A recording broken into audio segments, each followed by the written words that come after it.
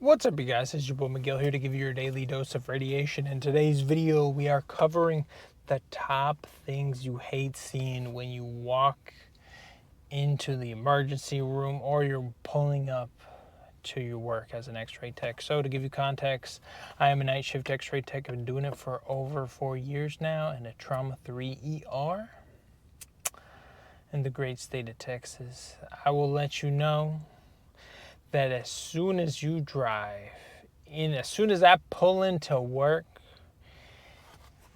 and I hear like the ambulance and I hear other people and other stuff, they will literally be will get you in a bad mood, because like you're like, I'm pretty sure whoever's in this ambulance and they're heading in their general direction, they're probably gonna go show up to my job. And you're already like, dang. Or other times you'll pull up to work, and I think the most amount of ambulance I've seen pulled up was, I think it's like 10. And that's like all the ambulance space full, and then they park on the side and in the front, and like ain't nothing pisses you off more than seeing that many, because you know for a fact that's a lot of work that you're about to walk into. Or other times you'll pull up, no ambulance bay, and you're like, okay, we're still good. And then you look into the waiting room and it's full. You already know there's some chaos happening. Majority of times when it's full like that, usually they don't have rooms open, so they're full.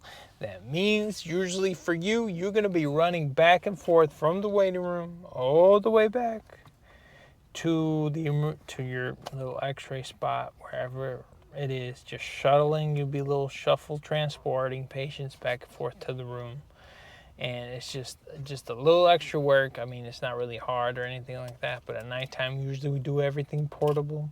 Saves us walking steps, and we can just shoot them literally in triage or like in a sideway little chair or whatever, like for chest, or even something simple as a foot or stuff like that. It will literally just cause more work and stuff like that. Now, depending on where you work at, the doctors will literally make the hugest difference.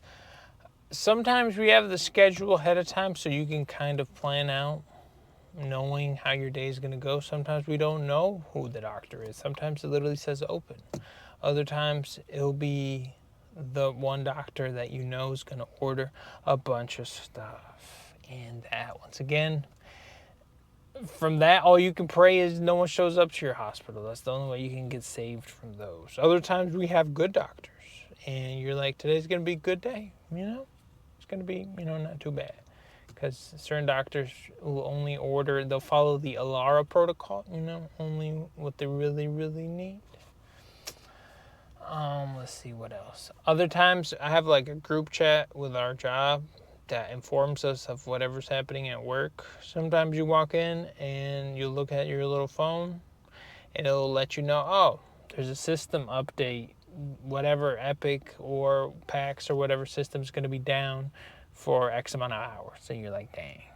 I know for a fact, as a night shift X-ray tech, you're going to have to put stuff manually, and it's going to be a little bit of work. Nothing hard, it's just more stuff to do your job. But anyways, more money, more problems as a night shift X-ray tech's part of the gig. Can't really complain.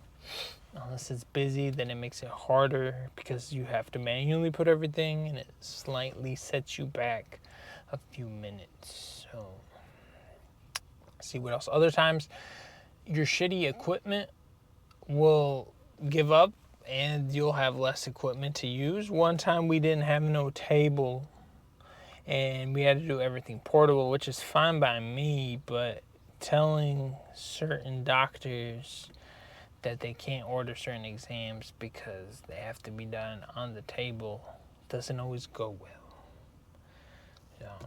That's a conversation you will have sometimes. Same thing with downtime. You have to inform certain people, because certain systems, when it goes down, like on like Epic, which is the one that everyone uses, the only way they can see it is if they look at your little X-ray machine. So what happens is anytime we shoot something, you have to go shimmy on, find the doctor, whoever it is, to look at it and be like, okay, we're good, or zoom it in or do whatever. And it's just like extra little work trying to find where's Waldo to look at your X-ray. So there's just like little, nothing hard. It's just more work for you that happens.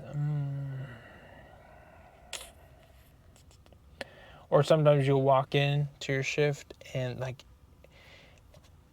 you'll walk in and you just look at the board of whoever day shift is and it'll just be super long and you're just like, dang, it's gonna be one of them days. And you'll see them slammed and swamped. And usually that happens during the winter months, which I highly recommend burning all your PTO during the winter months because you have more work, like triple the workload easily, I would say, sometimes quadruple during the winter months because everyone's being sick, COVID, flu, whatever stuff they catch.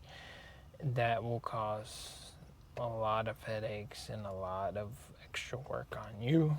For me personally, as a night shift X-ray tech, morning ports is something that will kind of set the pace of the job, even though that's not walking in, but that's part of my job as a night shift X-ray tech. So like if the morning ports spawn in, which happens around midnight, and it's a super long list, quickly in my brain, I'm like, okay, this is what time we have to go, and you kind of work around that. Other times it's a short list, so you're like, okay, we can chill a little bit and then do this later, or we can knock it out and be chilling and waiting if they add extra stuff to your job for morning ports and stuff like that. See what else.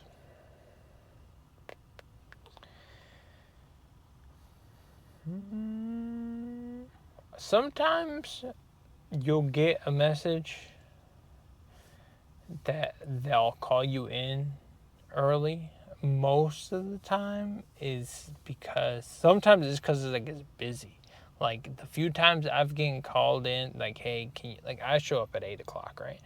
Sometimes one time they're like, hey Miguel, can you show up at 6:00? And I'm like, oh, what kind of stuff is day shift getting into? And I remember I showed up and they were so swamped. We were behind, like it was a 2 hour like orders behind, and it was super bad. So other times it's because maybe day shift had something going on and they had to leave early or whatever they have going on.